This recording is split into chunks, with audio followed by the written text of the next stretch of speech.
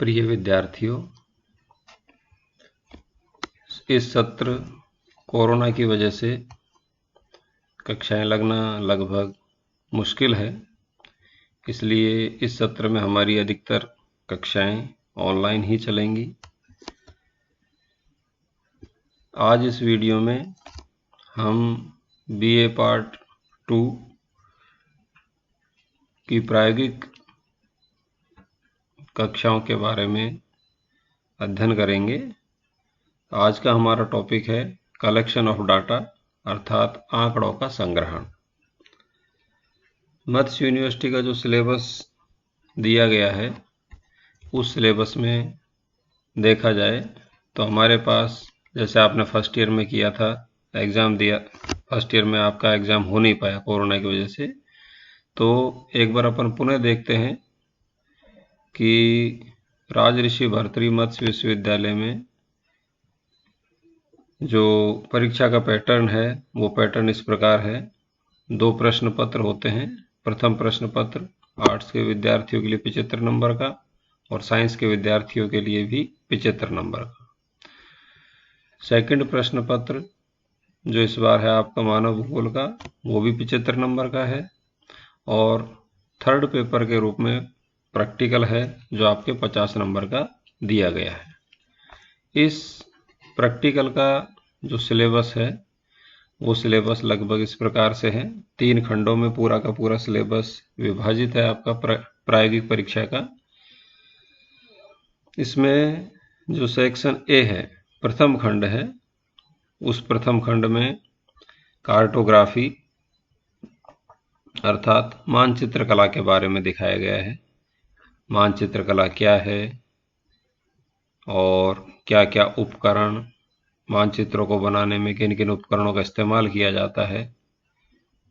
इसके अलावा विभिन्न प्रकार के आंकड़ों को प्रदर्शित करने के लिए विभिन्न प्रकार के जो चित्र बनाए जाते हैं, उन चित्रों के बारे में भी इसमें बताया गया है, जैसे वर्गाकार आरेख, आयताकार आरेख, वलय आरेख, गोलीय आरेख, पिरामिड आरेख, चक्राकार आरेख, यातायात प्रवाह आरेख आदि।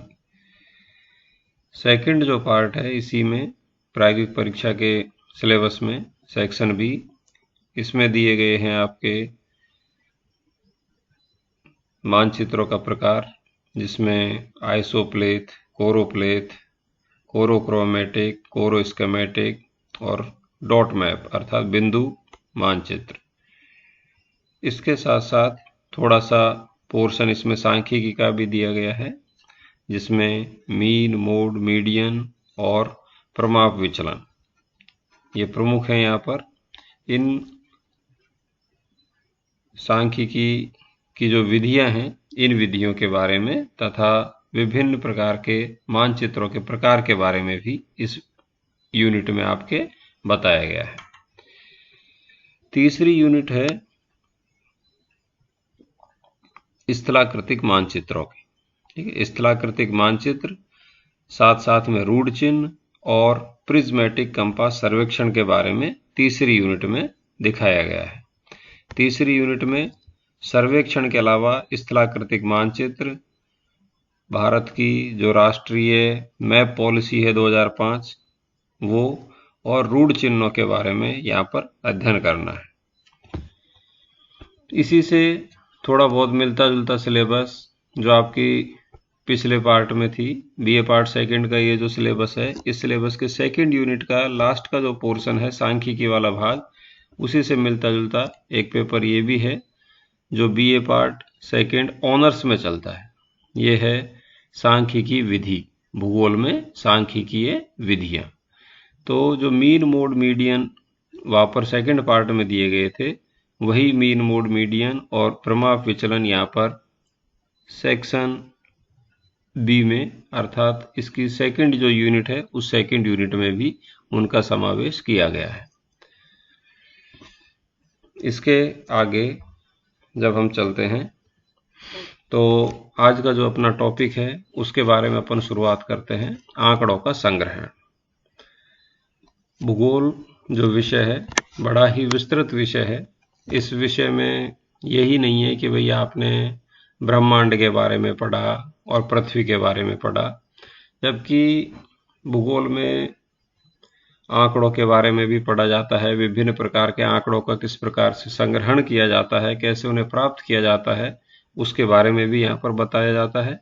इसके अलावा इन आंकड़ों को हम किस प्रकार से मानचित्रों के माध्यम से अथवा विभिन्न प्रकार के आरेखों के माध्यम से प्रदर्शित कर सकते हैं, ये भी भूगोल के अंदर समझाया जाता है।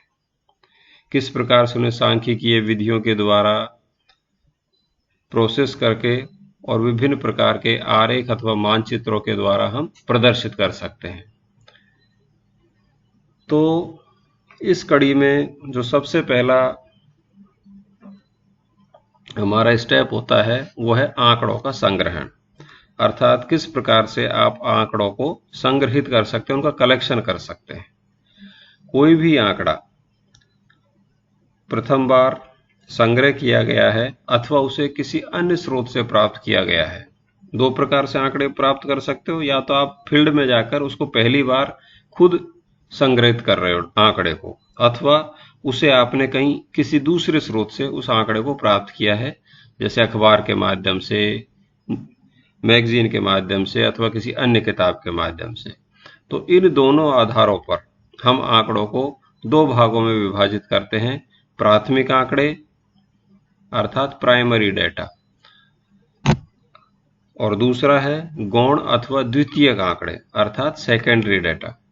प्राथमिक आंकड़े वो आंकड़े कहलाते हैं जिनका फील्ड में जाकर प्रथम बार संग्रह किया जाता है, जबकि द्वितीयक अथवा गौण आंकड़े वो आंकड़े कहलाते हैं जो हमें किसी अन्य स्रोत से प्राप्त होते हैं। ठीक है। अनुसंधानकर्ता स्वयं जब फील्ड में जाता है और फील्ड में जाकर किसी आंकड़े को स्वयं प्राप्त करता है, तो ऐसे आंकड़े प्राथमिक आंकड़े कहलाते हैं। प्राथमिक आंकड़ों के जो अपोजिट होते हैं, विपरीत हैं, वो है द्वितीयक आंकड़े। उसमें अनुसंधानकर्ता स्वयं फील्ड में नहीं जाता है। स्वयं फील्ड में नहीं जाकर वो या तो किसी अन्य व्यक्ति के माध्यम से उन आंकड़ों को प्राप्त करता है, अथवा किसी प्रकाशित अथवा अप्रकाशित स्रोत से उन आंकड़ों को प्राप्त करता है, जैसे किसी अखबार की कटिंग के माध्यम से कर लिया, कहीं से न्यूज़पेपर से प्राप्त कर लिया, इंटरनेट से उनको प्राप्त किया। तो ऐसे आंकड़े उस अनुसंधानकर्ता के लिए द्वितीयक आंकड़े कहलाते हैं। अर्थात जो प्राथमिक आंकड़े होते हैं वो मौलिक होते हैं, जबकि द्वितीयक आंकड़े पहले से एकत्रित होते हैं। प्राथमिक आंकड़े किस प्रकार से या किन विधियों के द्वारा हम प्राप्त कर सकते हैं, वो इस प्रकार से हैं। सबसे पहला है व्यक्तिगत प्रेक्षण अर्थात पर्सनल ऑब्जर्वेशन। व्यक्तिगत प्रेक्षण से हमारा तात्पर्य अनुसंधानकर्ता के द्वारा स्वयं क्षेत्र में भ्रमण करके अनुसंधान विषय से संबंधित तथ्यों की जानकारी प्राप्त करना है। जब अनुसंधानकर्ता अर्थात कोई भी रिसर्च स्कॉलर है, वो स्वयं फील्ड में जाता है, क्षेत्र में जाता है और वहां पर घूमता है, भ्रमण करता है और अपनी विषय से संबंधित आंकड़ों को स्वयं प्राप्त करता है, तो वह कहलाता है व्यक्तिगत प्रेक्षण। अर्थात वो पर्सनल ऑब्जर्व कर रहा है, पर्सनली जाके खुद ऑब्जर्व कर रहा है और उन आंकड़ों को एकत्रित कर रहा है। दूसरी जो विधि है प्राथमिक आंकड़े प्राप्त करने की, वो है साक्षात्कार। इस विधि के अंतर्गत सूचनादाता से, यानी कि जो सूचना देने वाला है, उससे अनुसंधानकर्ता व्यक्तिगत संपर्क स्थापित करता है। ठीक है, आपस में बातें करता है, बातचीत करता है, वार्तालाप करता है और उस वार्तालाप के द्वारा आंकड़े अथवा सूचना वो उनसे एकत्रित कर रहा है, तो वो साक्षात्कार विधि के द्वारा आंकड़े प्राप्त करना हो गया। तीसरी विधि है प्रश्नावली। प्रश्नावली अथवा क्वेश्चनेयर। इस विधि में अनुसंधानकर्ता अनुसंधान विषय से संबंधित समस्त प्रश्नों की एक प्रश्नावली तैयार करता है। अर्थात जिस विषय के बारे में उसको रिसर्च करनी है, अनुसंधान करना है, उस विषय से संबंधित एक प्रश्नों की सूची तैयार कर लेता है, जिसे प्रश्नावली कहा जाता है। और प्रत्येक प्रश्न के समक्ष उसके सामने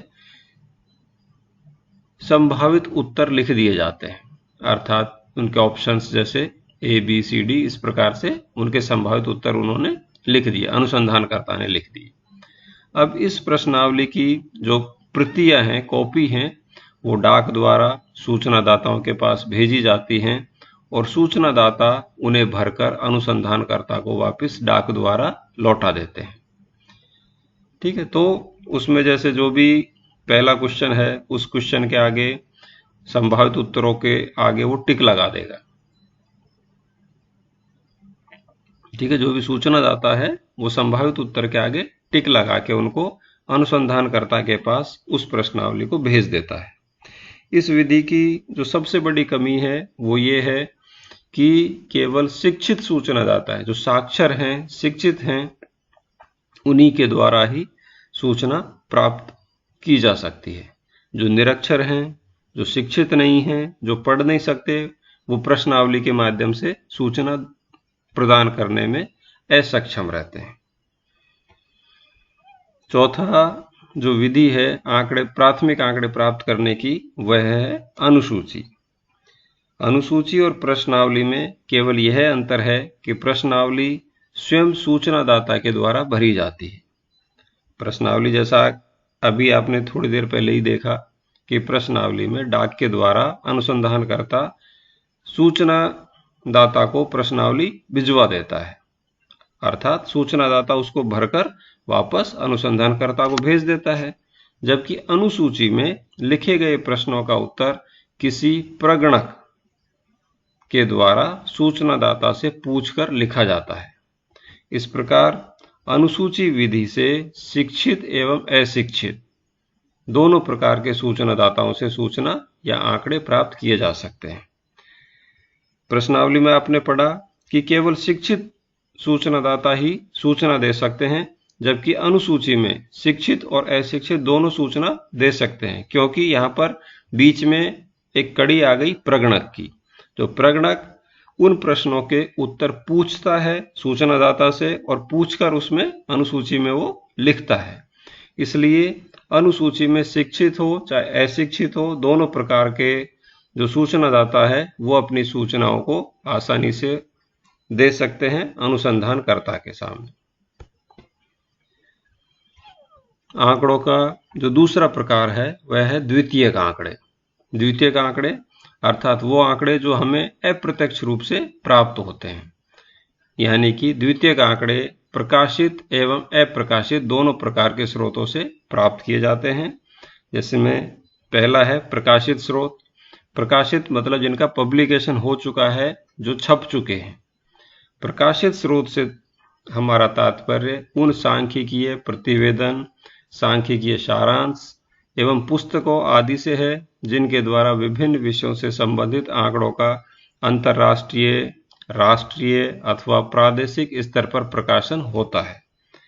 अर्थात जिन मैगजीन्स में, पुस्तकों में, अखबारों में प्रकाशन हो चुका है और उन प्रकाशित पुस्तकों से हम किसी आंकड़े को प्राप्त करते हैं, वो प्रकाशित स्रोत से प्राप्त द्वितीयक आंकड़े कहलाते हैं। इसके अलावा जो दूसरा अप्रकाशित स्रोत है द्वितीयक आंकड़ों का, अप्रकाशित स्रोत, उसके अंतर्गत द्वितीयक आंकड़े प्राप्त करने में अप्रकाशित स्रोत प्राय अभिलेखों अथवा अप्रकाशित शोध प्रबंधों के रूप में होते हैं।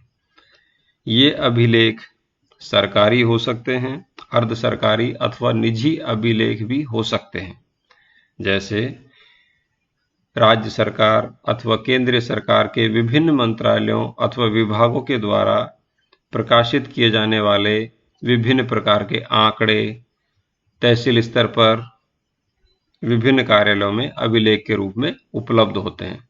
तो ये जितने भी सरकारी आंकड़े हैं जो अप्रकाशित रहते हैं, लेकिन सरकार के रिकॉर्ड के लिए वो अभिलेख के रूप में, फाइलों के रूप में, बुकलेट के रूप में सरकार उनको अपने पास रखती है, अपने निजी रिकॉर्ड के लिए रखती है, उन अप्रकाशित आंकड़ों को भी द्वितीयक आंकड़ों के रूप में जाना जाता है। तो इस प्रकार से आज के वीडियो में हमारे द्वारा इतना ही बताया गया है कि आंकड़े हम किस प्रकार से प्राप्त करते हैं, आंकड़ों के दो प्रकार हैं, प्राथमिक आंकड़े और द्वितीयक आंकड़े। प्राथमिक आंकड़े वो आंकड़े कहलाते हैं जो अनुसंधानकर्ता प्रत्यक्ष रूप से या डायरेक्टली फील्ड में जाकर स्वयं उनको कलेक्शन करता है, और द्वितीयक आंकड़े वो आंकड़े कहलाते हैं जो हम प्रकाशित अथवा अप्रकाशित दोनों प्रकार से किसी अन्य माध्यम के द्वारा उनको प्राप्त करते हैं, वो द्वितीयक आंकड़े कहलाते हैं।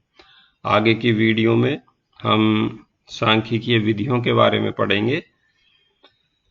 मेरे ऑनलाइन वीडियो का ये पहला प्रयास है। आपको यदि मेरे इस प्रयास में कोई भी कमी नज़र आती है तो कमेंट बॉक्स में जाकर ज़रूर लिखें। आगे भविष्य में हम भी उसमें सुधार करने की कोशिश करेंगे और अपने वीडियो जो आपके समक्ष हम प्रस्तुत कर रहे हैं उसको और बेहतरीन बनाने का प्रयास मेरे द्वारा किया जाएगा। धन्यवाद।